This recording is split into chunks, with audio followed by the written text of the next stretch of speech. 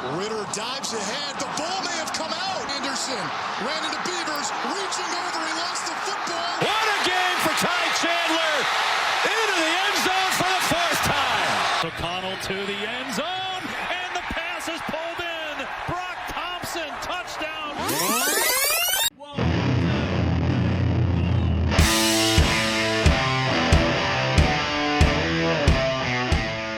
Welcome to The Review with your hosts, John Nelson, John Wilkerson, John Wood, and Phil Cantor.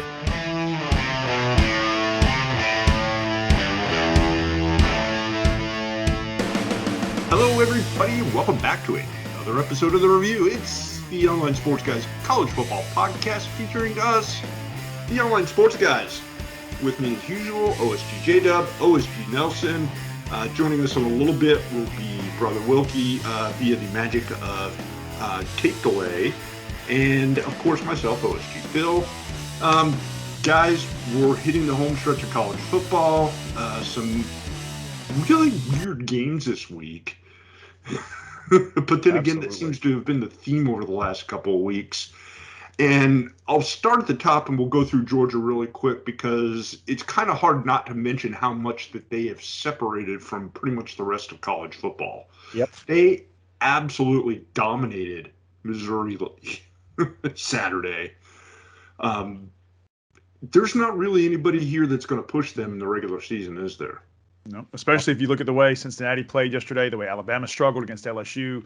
It's Georgia and then a huge divide and everybody else. I mean, Georgia, put a stamp on Mizzou and they ran away with it. And Cincinnati, like we've said from day one, has had to win every game convincingly, and they didn't do it. And they're holding on to two with a chin. Yeah, that's an Associated Press two, not a college football playoff number two. So there's nobody even close. There's a Grand Canyon between them and everybody else. Yeah, this is, when you look at it, I think it was Dari Noka yesterday when the guys on SEC Football Final on SEC Network were discussing the top six that they thought when it came to the CFP. And basically, Dari decided to posit that the top six for the CFP were Georgia,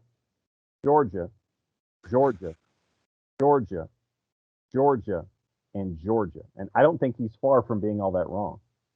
No, and you could argue with the way that defense flies around that there might actually be six teams out there at the same time. One of the reasons we're having this conversation is because the team that was number 3 going into this week in the college football playoff poll, the Michigan State Spartans, I won't say that they laid an egg, but they got taken to the woodshed as they made the trip down to Purdue. Anthrop moving into the backfield, and here comes a reverse and then a throw. And it's Anthrop who originally got to the end zone. Touchdown! A humongous game for Purdue as they win 40-29. Aiden O'Connell threw for 536 yards in 3 touchdowns. I called it last week. This is a trap game. The adrenaline crash coming off a big win against Michigan. The Boilermakers are tough to play in November. Called it. Yep, and that's the big point here, is that there's always that game in Chestnut Hill in November. There's always that game at Ross-Ade in November. And traditionally, if it's a game at Ross-Ade at night in November, that's kind of how we're kind of, leaning towards Purdue getting that upset win. But I'll take Ross-Ade in November as my second best idea of Ross-Ade at night in November. And, so this isn't a surprise that something like this happened. But the fact that Michigan State had been running as well as they had under Mel Tucker, and then they throw up this clunker at Purdue, then you're like, okay, so you get your November wackiness going early on in the afternoon as opposed to at night. And it literally looked like the Michigan State defense was running with lead shoes on. They couldn't keep up with David Bell, who caught 11 passes for 217 and a touchdown. They had no chance. And even K9 put up 146 yards and a touch from Michigan State. They were trading. Purdue would go up 7-10, and they'd bring like a field goal or a 7. They were hanging with Purdue, but not doing anything to go ahead of them, and that boded not very well for the Michigan State Spartans because they couldn't close that divide, because Peyton Thorne didn't have a bad game.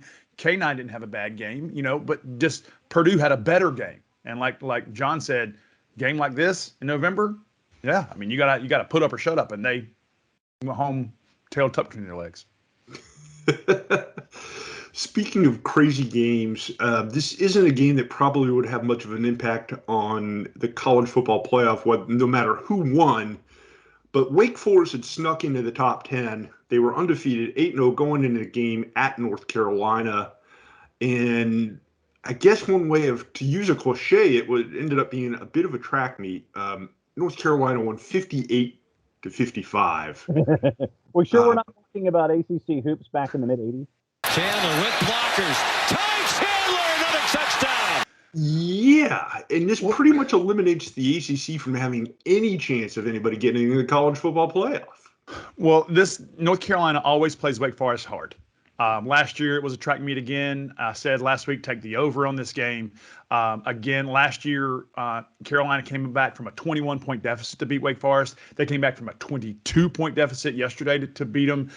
Sam Hartman had a great game except for 2 costly interceptions, which gave Carolina, I think, 13 points, actually 10 points off those interceptions, which was the difference. But, I mean, the Battle of Sam's, Sam Howell got it done in the air and on the ground, and was just an amazing quarterback. And Carolina at 5-4 now, like you said, eliminates any sniff of the CFP for the ACC. I would have tried to drop in a Mac Brown impression here, but I don't know really. It's just one of them things. You don't know what to expect in the ACC, do you, boys? But it's just like, you won a shootout, and Wake Forest didn't need to throw up a clunker. And and the fact that they were up 18 at one point at 45-27, and you still lose the game the way you did. That to me is the greater message here. That to me is the greater concern going forward for Wake Forest. But yeah, I mean, I can guarantee you right now that that the ESPN family of networks, when that ACC championship game comes sniffing around, that is not going to be something that is going to A, have a lot of people attending it, or B, have a lot of interest for those of us who might have those 3.5 hours available to watch. It is going to turn into a clunker from a TV product because of what we saw here in a game that we thought Wake Forest should have handled.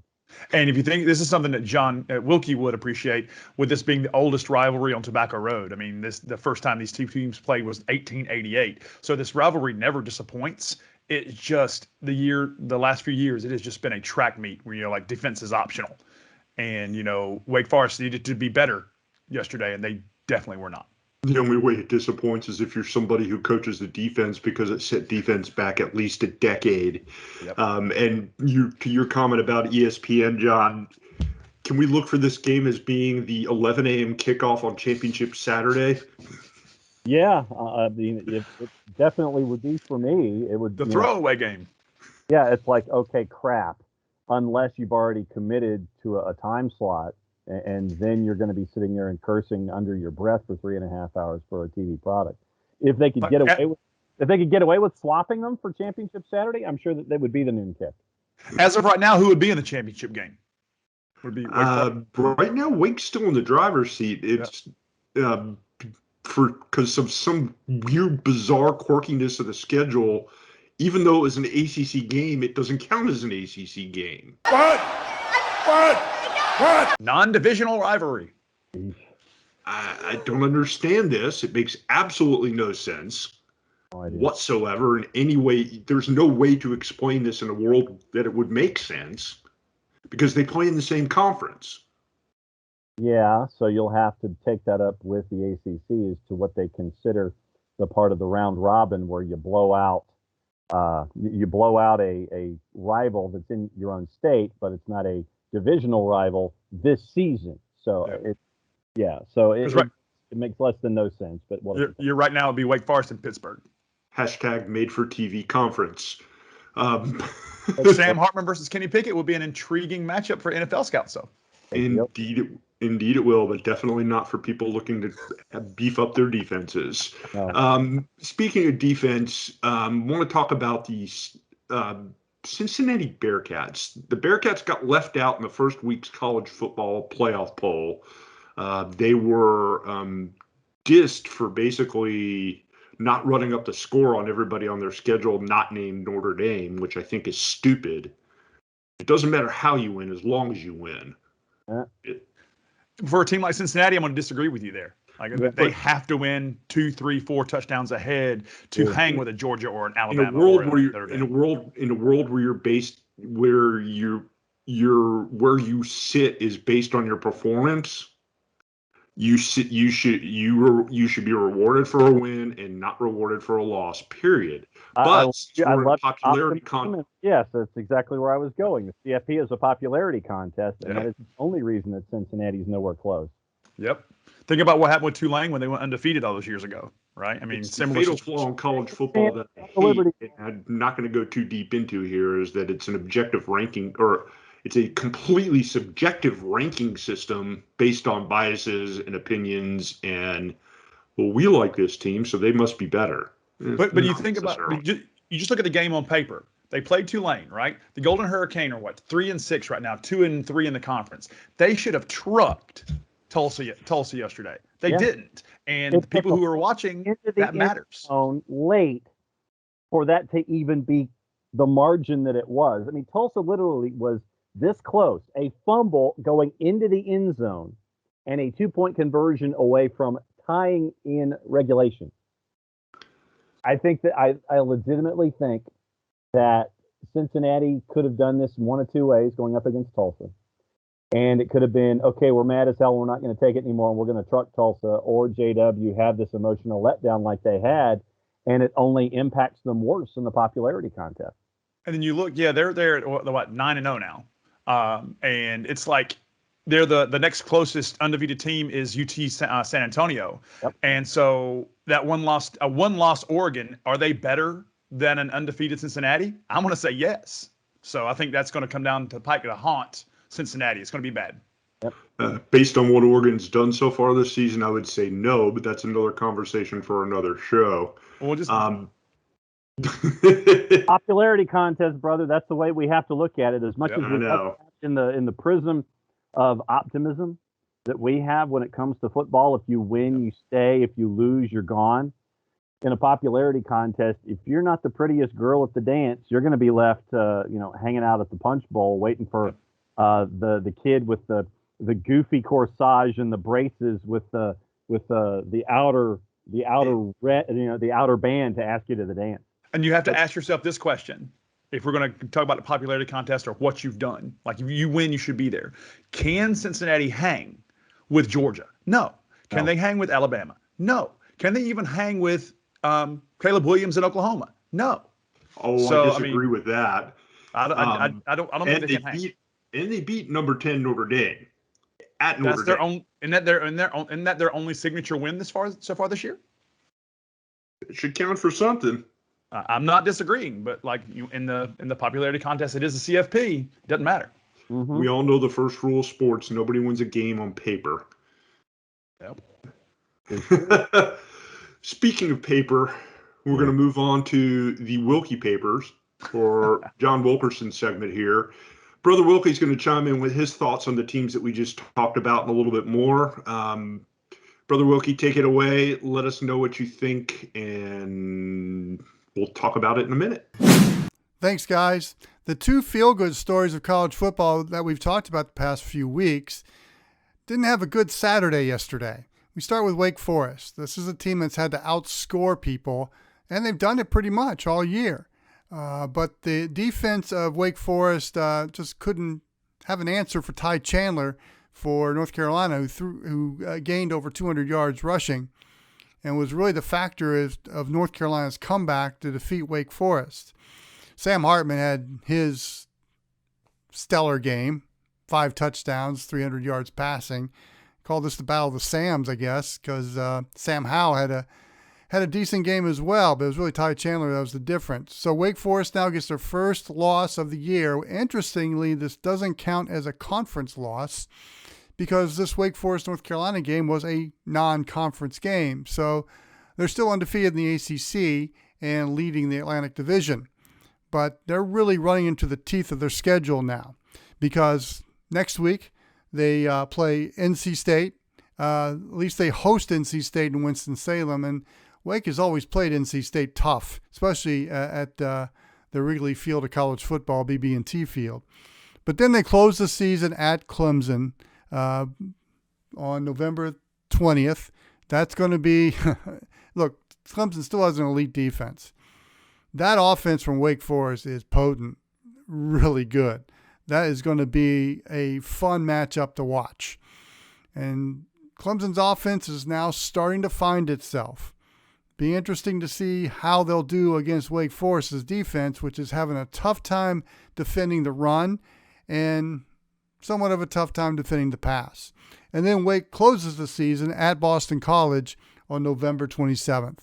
That's not an easy task either. BC's actually played pretty well this year.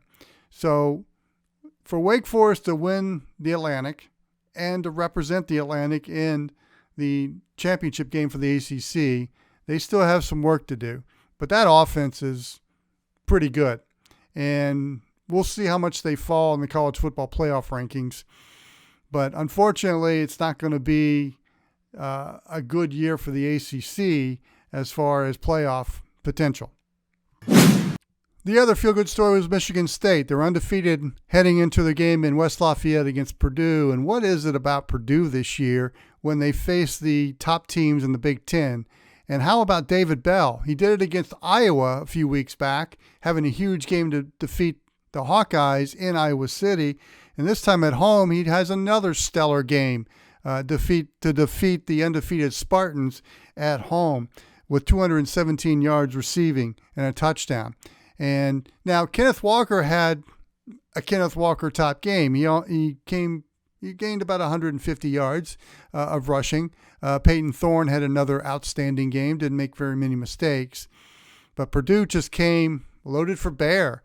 And again, David Bell was unstoppable. And again, what is it about Purdue when they play these huge games in the Big Ten to be able to get the job done and upset the Spartans?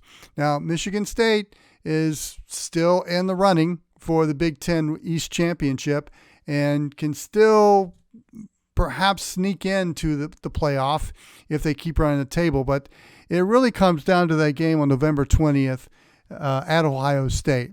If Michigan State can win that game, well, that obviously bodes well for them and gets them back into the playoff picture.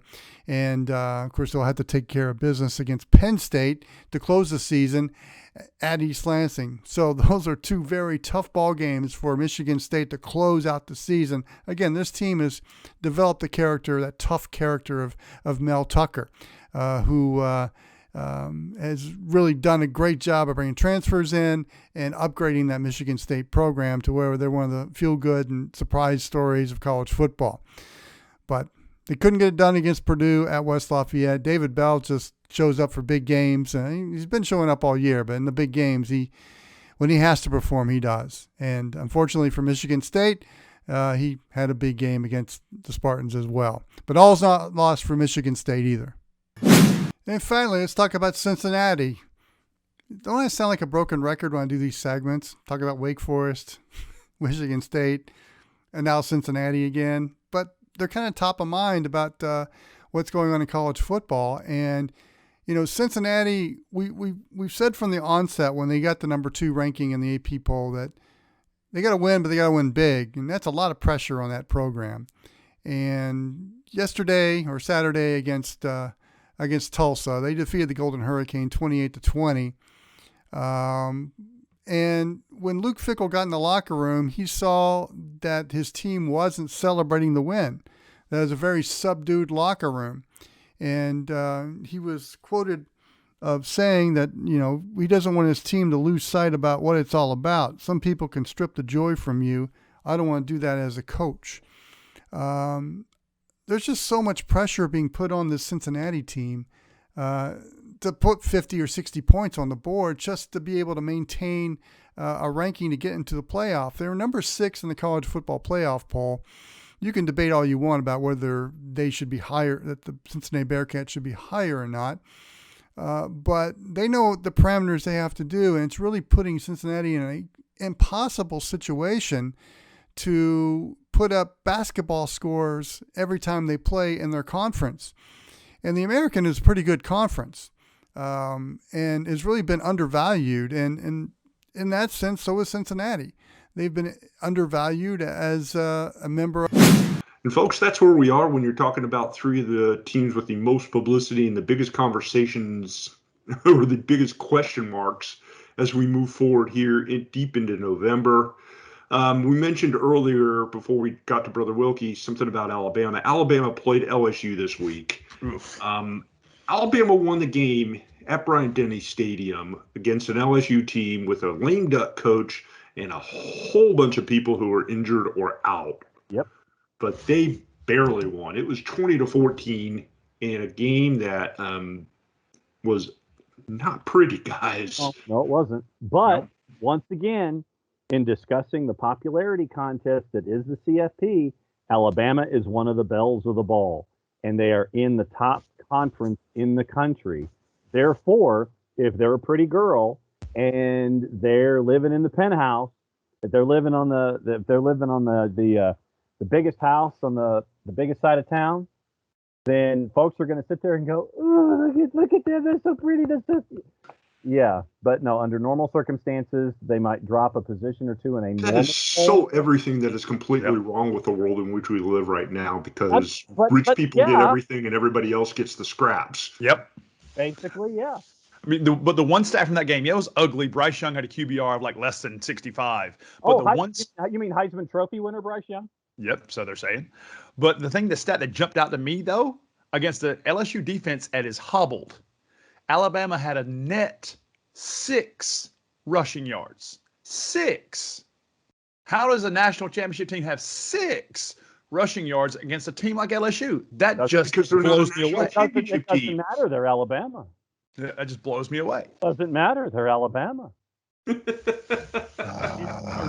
And immaterial to the argument. They are Alabama. They are one of the prettiest girls at the dance. Well, they did have 4 players that had double-digit tackles, though, too. You overlook the fact that that pretty girl might be a psycho.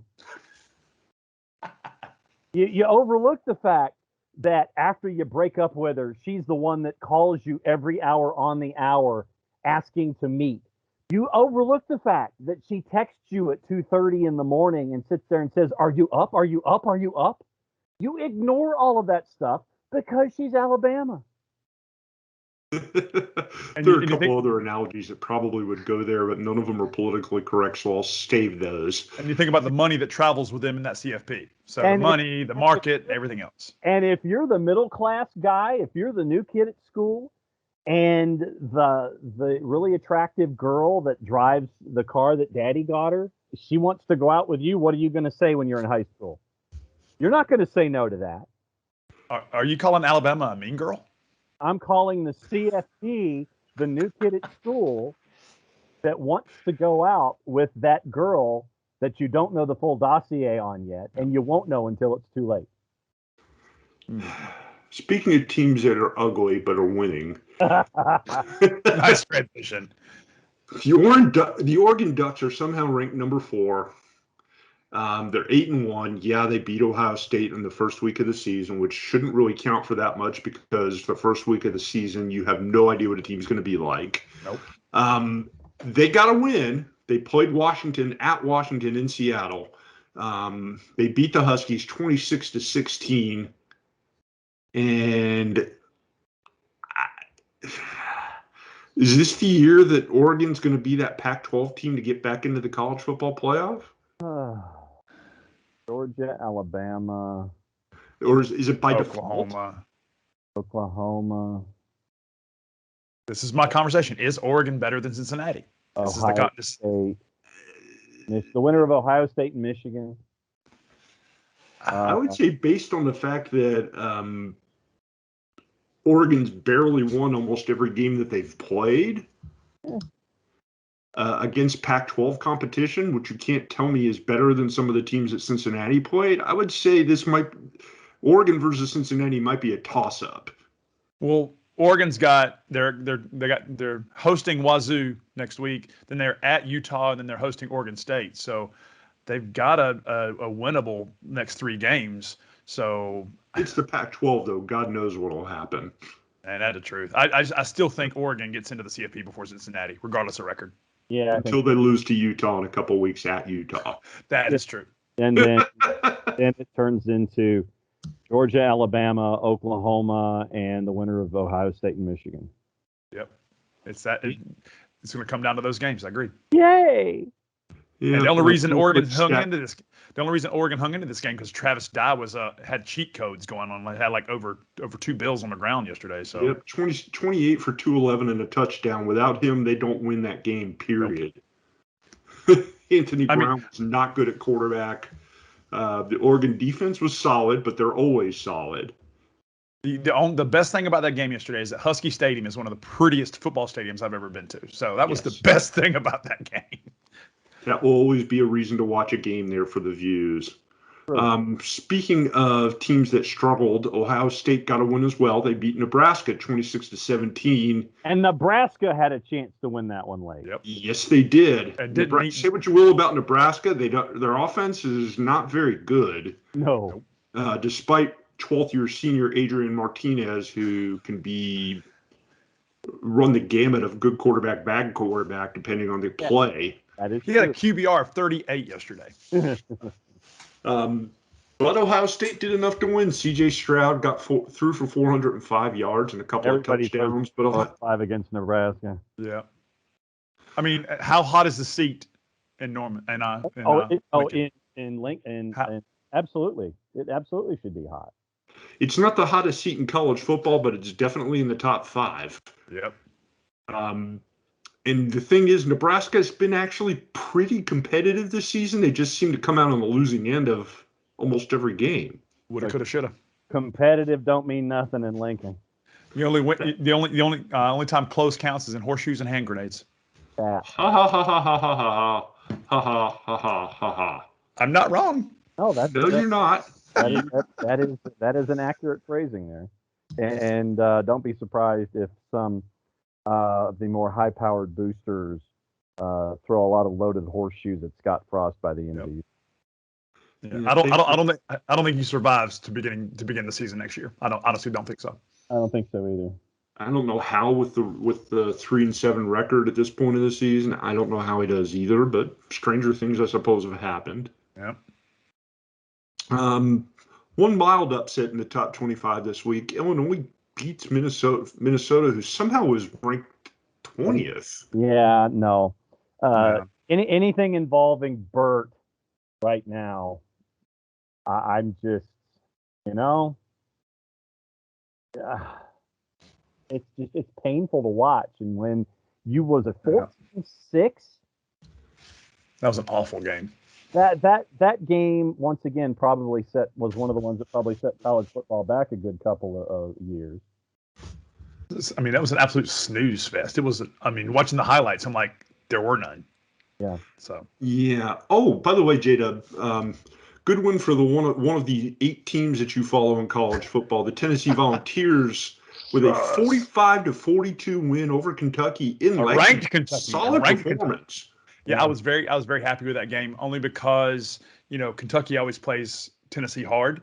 And, now Tennessee's 5-4, one away from bowl eligible in the first year of the Josh Heupel experience. It was good to see that. But, it was, Tennessee won the first quarter. Kentucky won the second quarter. They tied in the third quarter. And it was crazy, going towards the end. Like I was like having palpitations.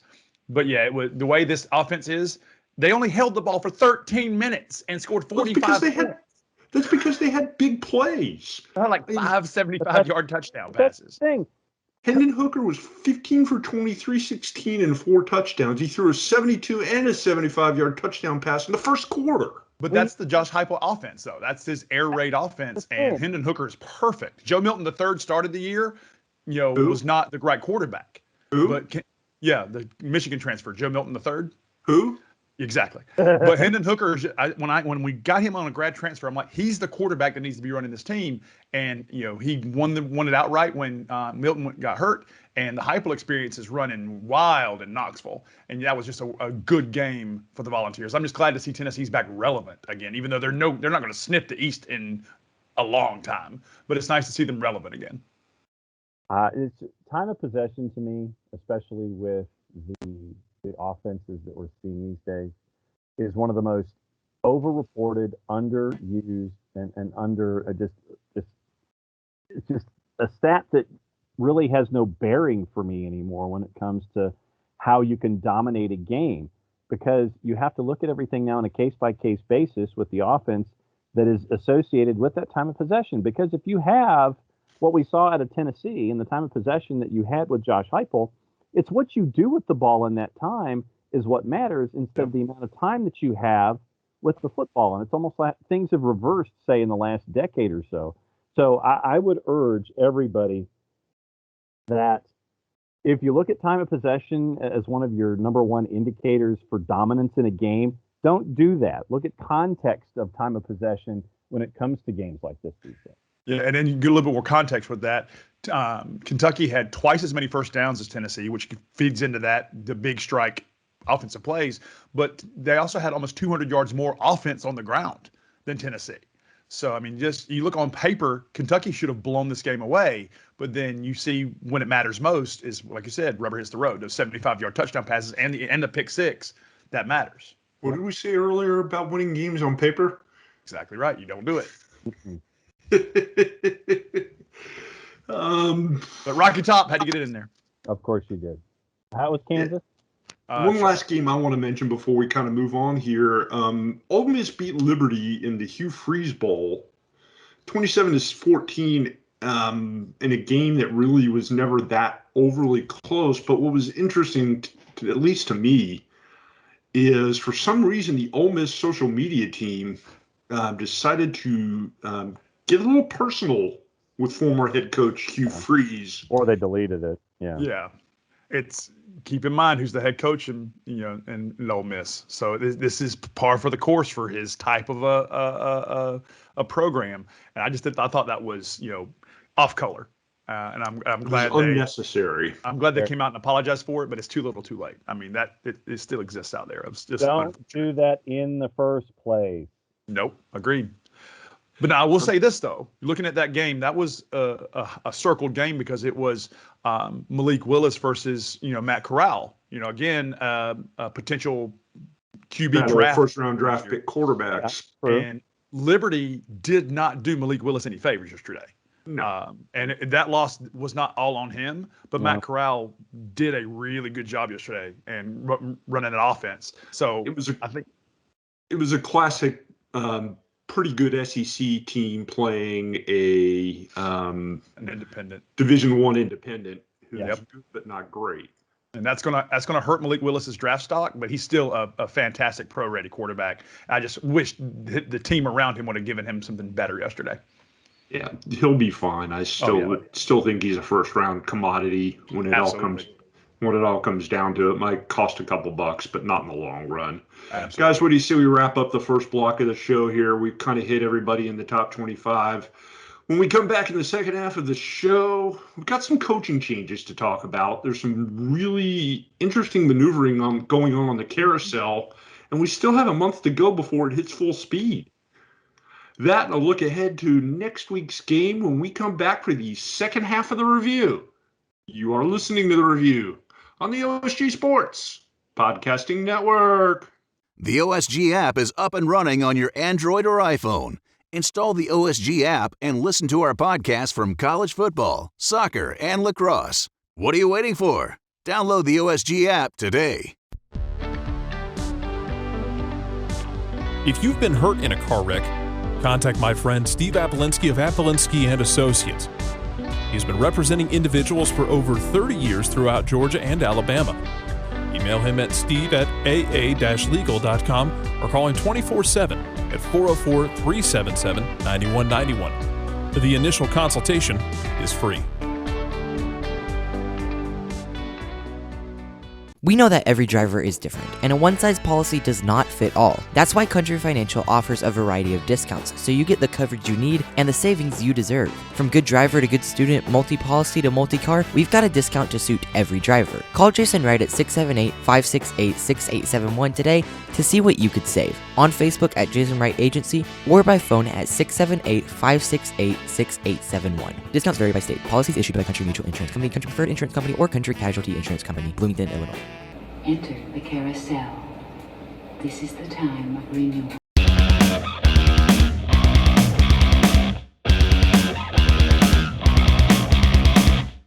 Thanks for sticking around, folks. You have made it to the second half of the show. Don't forget, before we've got a little bit of reading to do before we get to the second half information, check us out on social media. You can find us at OSG Sports on Facebook, on Twitter,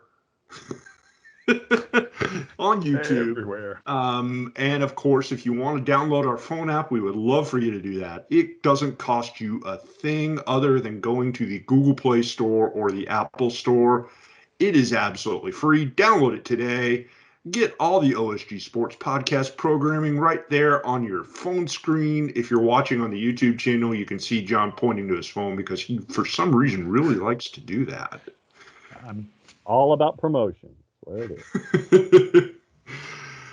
Guys, we talked about games this past weekend in the first half of the show. And before we get to the preview of next week, there was a lot of coaching changes already that happened this past week. The coaching carousel normally doesn't kick off until we get through the regular season and into championship week in December.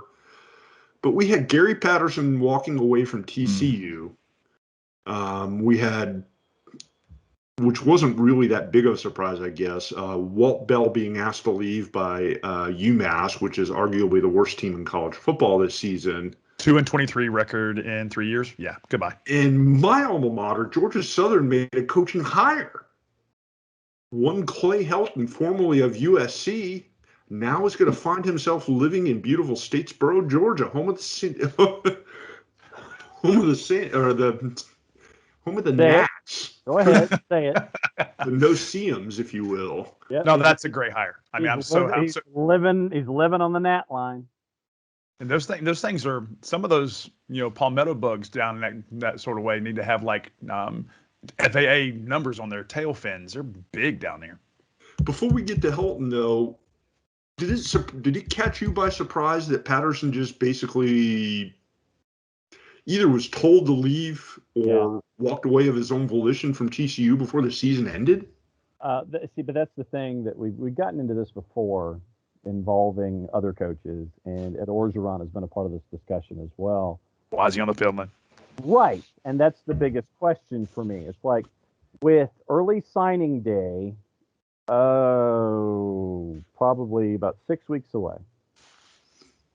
Why would you hang on to a coach and hang on to him to the end of your season and not try to come up with any idea of a replacement, name a replacement, or just go ahead and say, look, you just go ahead and go, we'll figure it out later?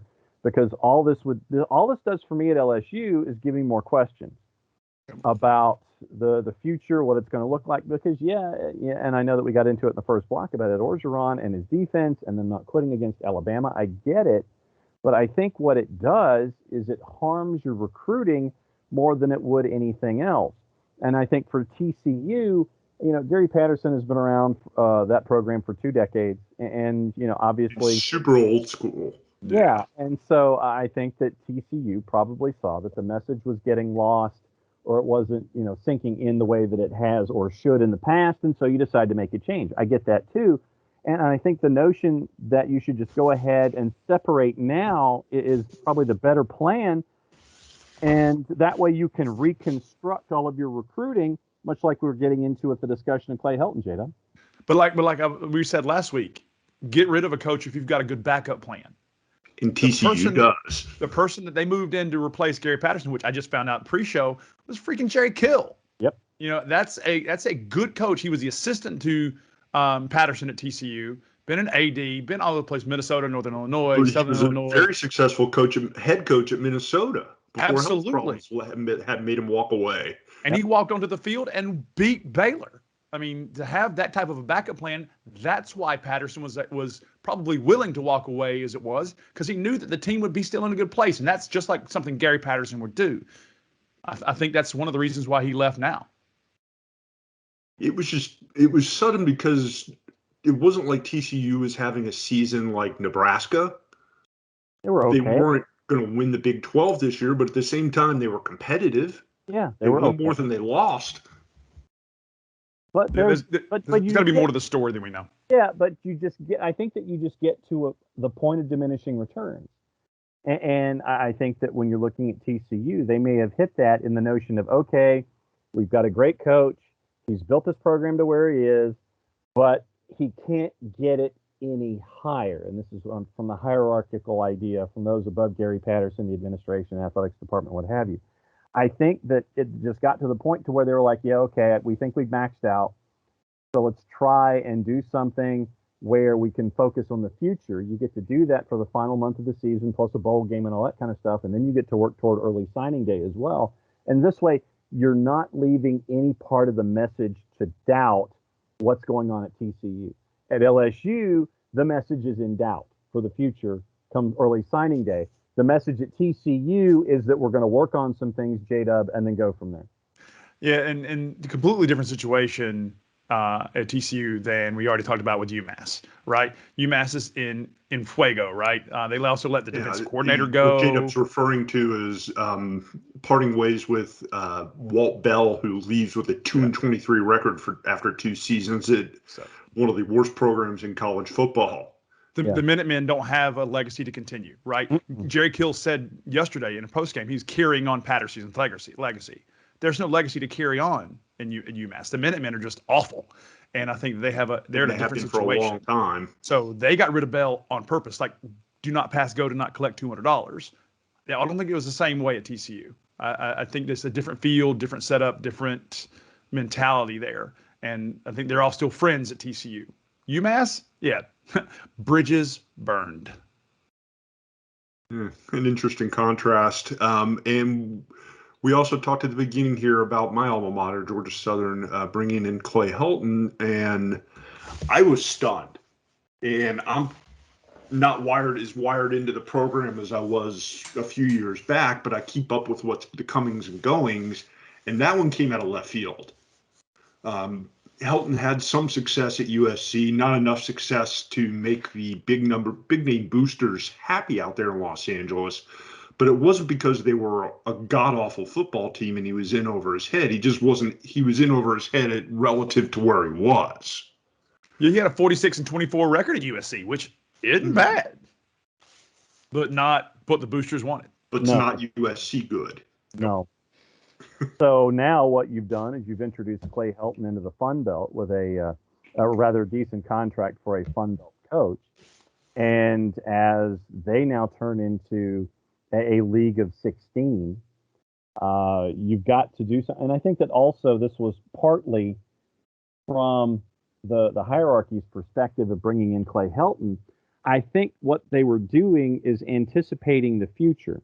And what I mean by that is this is a look ahead move, definitely. Where you're looking at what the Sun Belt is going to be as a conference of 16 teams.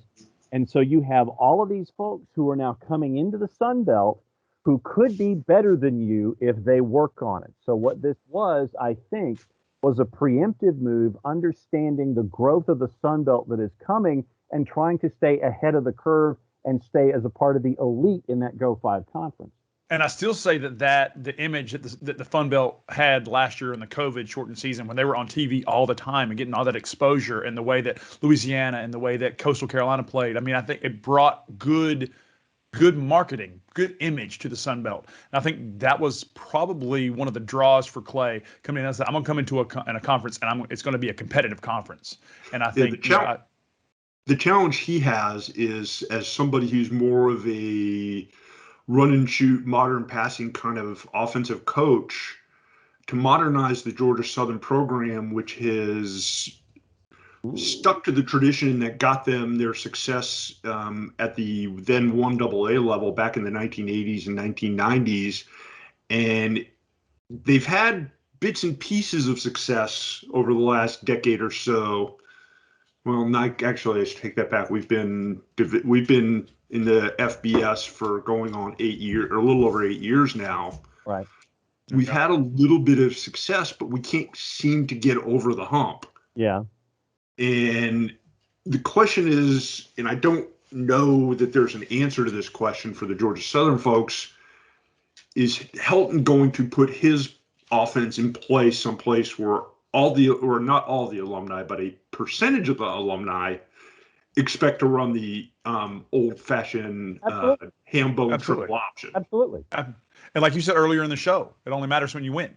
And if Clay Helton puts up wins on the board in Statesboro, fans and boosters are going to love him, because he's not Chad Lunsford, he's not Tyson Summers. He's, that Georgia Southern has not had a good run of coaches as of late. Clay Helton is a splash hire that I think they're going to let him do whatever the heck he wants to do. And if he gets wins, Statesboro is going to be happy. Yeah, and I think, like John said, I think if the program wants to take that step to the next level and stay competitive and even more competitive Sun Belt, they've got to put in the money. Mm-hmm. They've got to step up to the plate, and this is that first move to do that. I applaud the hire. I like the hire. Guys, there was something else I wanted to ask y'all about. Oh, the enlargement of the Fun Belt, I think, was what absolutely you wanted to talk about. Where it's no longer a waist size of 34, they now have a belt that's a 38, and they've got to get a bigger pair of pants. Yes.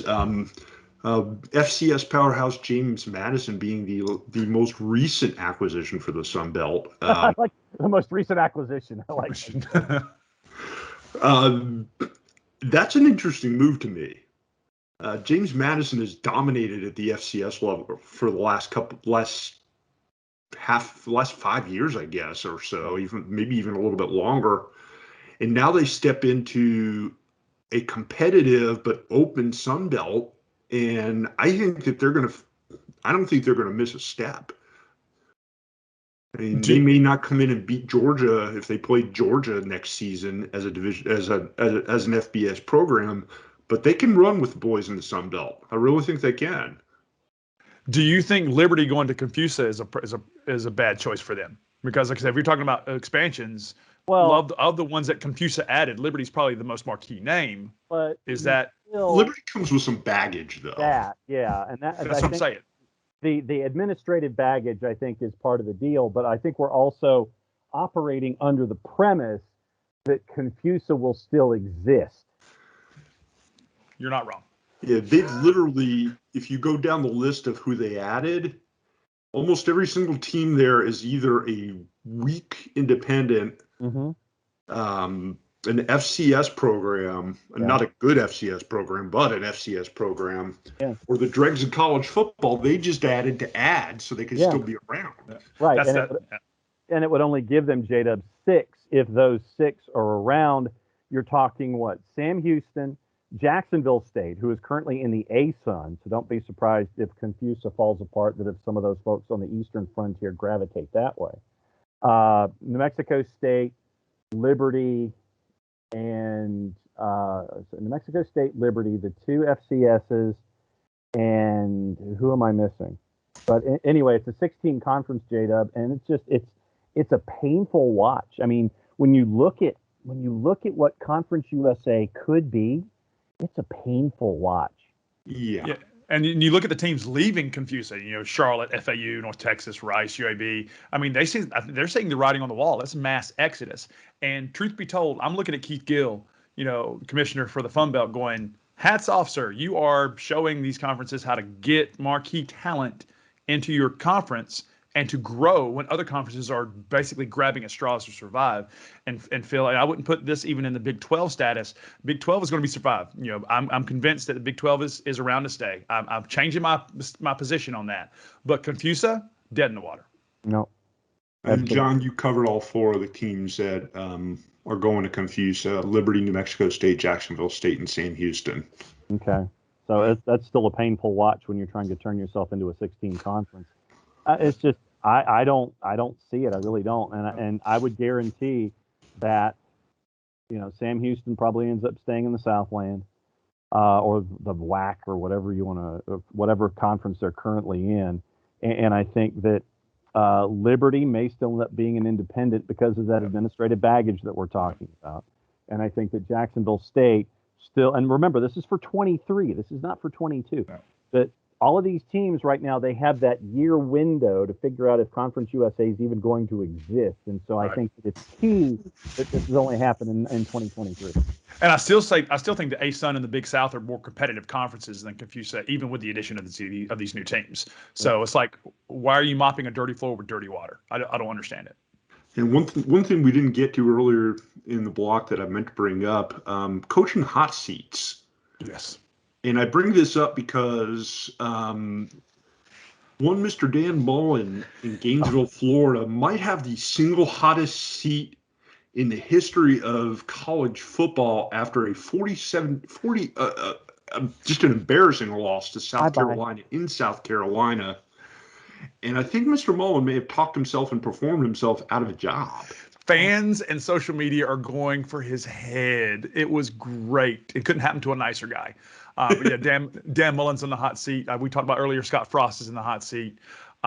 Just of the games yesterday that really surprised me, that as far as the Florida, I never would have thought that a Shane Beamer South Carolina team would have done that to Florida.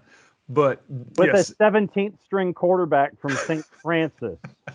Yeah, Florida's done. Mullen has gone 2-8 over the last two seasons against ranked teams. That doesn't get it done, folks. And the Gators aren't even close to the top of the recruiting charts for within their own division in the SEC. When the season's over, you're not supposed to recruit in season. No. And then, because you look at a team like, in that same state, I'm not going to talk about Florida State, sorry, John, but you look at Miami yesterday. Again, Tyler Van Dyke. I mean, literally, dude is a baller. I mean, he gets my game ball again yesterday. All he does is come out and win. So no matter what? Yes, I know. Yeah. The question is he done enough to save Manny Diaz's job? No. Speaking of, that's why I brought him up, because I think Diaz is another one on the hot seat. Yeah, I don't know if his seat's quite as high on the Scoville scale as Mike Norvell. But knowing us, we'll probably keep him. Yeah, I mean, if Mullen's ghost pepper hot, then Diaz is probably maybe habanero. Yeah. Let's think not big seat, hot seat. Is the Clemson offensive coordinator in trouble? No. I don't believe that Tony Elliott's in trouble for the simple fact that he has done his job effectively over the last decade. And while they have not been good this year, they also don't have the talent that they've had in the past. DJU's not a bad quarterback, but they don't have the running back. They don't have ETN. They have weapons. Cast. And you can be the best quarterback in the world if nobody can block for you, and your running backs can't get any yardage, and your receivers can't catch. It doesn't matter. But I have to say one name before we get it out, because it's the hot seat. Even though Kansas is the second worst team in all of football, Lance Leipold, his job is safe for one more year at least. God, Kansas is awful. The Sunflower Showdown yesterday was awful. This week. Guys, what do you say we move on to next week's schedule here? Because we're getting kind of down to the nitty gritty as we enter into week 11 of the college football season, and some intriguing matchups. I say this only because it's a ranked team playing on a Thursday night, but North Carolina travels to Pittsburgh to take on the Kenny Pickett's on a Thursday night. Trap game. For who? And is the over under? Is you taking the over for 100 points or under? Oh, over. Over, especially on a short week. Are you kidding? I mean, I think Kenny Pickett and Sam Howell, again, it's going to be a duel of wills. It's going to be the game that's, if they're not careful, it's going to be literally like a college basketball score. Yeah, take the over. Please take the over. Take the over. Some other interesting games, some Big 12 action. Oklahoma travels to Waco to take on Baylor. That's a tough game in Waco. That's a tough game. Yeah. McLean Stadium's going to be rocking. You know, I don't even know where to call. I'm gonna call that a push because I'm not sure who's going to come out on top in that game. Take the over in that one too. Baylor coming off of a tough loss to TCU, however, that should be an interesting game. That's a noon kickoff as well. Some good noon kickoffs this week. Yeah, and I imagine that new Conference USA member New Mexico State at Alabama is not one of them. No, we're not even going to talk about it. Currently 7th-ranked Michigan goes to Happy Valley to take on Penn State. Penn State has dropped from the rankings, but a trip to Happy Valley is never an easy task. Michigan wins that game. It sets up the Michigan-Ohio State game for basically a college football playoff berth and the Big Ten championship. Yeah. Over-under's 51. It sounds about right. Under. Yeah, I don't think they'll hit 51. Under. Under. Good chance for Clemson to win a game as UConn comes to town. True. Yep. Going down the list of games here, got to talk about this. The top-ranked Georgia Bulldogs make the trip up to Neyland Stadium in front of a hopefully better behaved crowd in Knoxville to take on Tennessee. Does Tennessee have a chance? In the first half, yes. Second half, no. Defense will be too stout. They'll get to Hendon Hooker. Yeah, it'll be close in the first half. Second half, they'll run away with it, regardless if it's the mailman or JT Daniels at quarterback. Yeah, I think it's going to be close early. Probably halfway through the second quarter is when Georgia puts the pedal down and gets a win big. Tennessee's defense has nothing to do to handle Zeus. They can't go up against Samir White. They just can't do it. Hey, John. Oh, I know. Miami's coming to Doak Campbell. We'll lose. Thanks for playing. Next game. Next patient, please. Next patient, please. We'll talk about his other team. The Auburn game's coming up. It's be a good Auburn game this week. Mississippi State. It's a noon kick. Take the over in that one too, because Mike Leach doesn't stop anybody. So, and I guarantee you that if it comes down to a kick, I think that I've got more confidence in a Carlson than I do on anybody coming from Mississippi State's roster. So, I just think that Mississippi State is going to want to sling the ball all around the yard all day long. The game's going to take 4 hours. And Auburn's going to want to grind it out. Yep. Two contrasting styles. I mean, that's the thing. It's like, I just think that the running game can be there for Auburn. I think it's a bounce back game for them just because I have far less faith in anything going on with Mississippi State than I do with Auburn. Yep. Some nighttime football. Texas A&M travels to Vaught Hemingway to take on Ole Miss. Zach Calzada got his shoulder dinged up this past week in the Auburn game. He couldn't move that thing. No. I mean, literally, you see that thing hanging down by his side. And they put on the orthopedic sleeve and everything. I give Zach Calzada all the credit in the world for sticking through that game. It was an amazing effort that he did, considering how absolutely just beyond dinged he was. I mean, he was injured. This was not a ding. He was flat out injured and out there gaming it through. I give the Lanier Longhorns grad a lot of credit for that game. Well, A&M's right now getting 1.5 and the over and under is 55. So I think Matt Corral is going to get it done in the air and on the ground, and I think Ole Miss is going to get this one done. Yeah, but in my opinion, Calzada doesn't play. I don't think A&M has a chance in this one. Nope. An ACC matchup here on Saturday night. NC State travels to Wake. Yeah, what happens here, J-Dub? Trap game. I mean, literally. I mean, Wake Forest is on a crush from playing Carolina this week. They always play NC State hard. Dave Doran's got his team playing well right now. The loss to Miami notwithstanding a couple weeks ago. I think this game, the over and under 67. So with Wake Forest defense, basically Dave Clawson's take is we're going to score more than you. So it's okay if our defense gives up 40, 50, 60 points. That's literally the philosophy there. See the game against Army, yeah. Yeah, so you're saying they play the Matador style of defense? They do. Olé! Go ahead and score, giving the ball back so we can score again. So yeah, I think this is again a trap game for Wake Forest if they want to stay relevant in the talk for the CFP. But I got Wake Forest by a field goal, but I don't feel comfortable with it. Here's a game that I've got it marked as my potential upset special of the week: Washington State at Oregon. Ooh. Nope. You think the Cougars are going to go into Autzen Stadium and beat the Ducks? Nope. Nope. Oregon right now is getting. Been impressed. I haven't been impressed with anything that Oregon's done. I could be completely off base here. Oregon's getting. Saban West is what you're getting with Mario Cristobal. Oregon's already getting 15 points. Yeah, I don't see it happening. Never know. Yeah, that's why we play the game, right? You don't play the game, you don't win the game on paper. True. And that's why we play the game. Yep. You guys got anything else here before we wrap things up here? Kansas is going to Darrell Royal to play Texas. Who? Kansas is going to Darrell Royal to play Texas. Thanks for bringing that up. I haven't even looked at Florida State's schedule. But we got Miami coming to Doak. I know we're going to lose. But the game I actually had circled, you were talking about grinded out games today. The game I've got is a 3:30 kick. Minnesota traveling to Kinnick Stadium in Iowa City to play Iowa.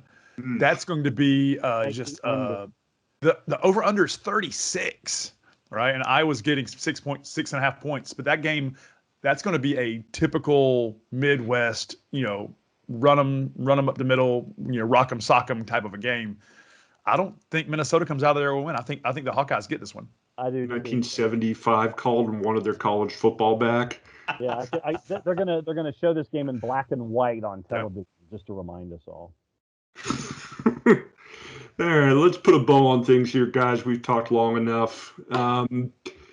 Covered lots of ground because as we kind of inch our way toward the finish line here of the college football season, guys, there's a lot to talk about. The only thing we know for sure is Georgia's looking like they're going to be a college football playoff team at this point. They'll take up 3 of the 4 spots in the CFP. Everything else is wide open.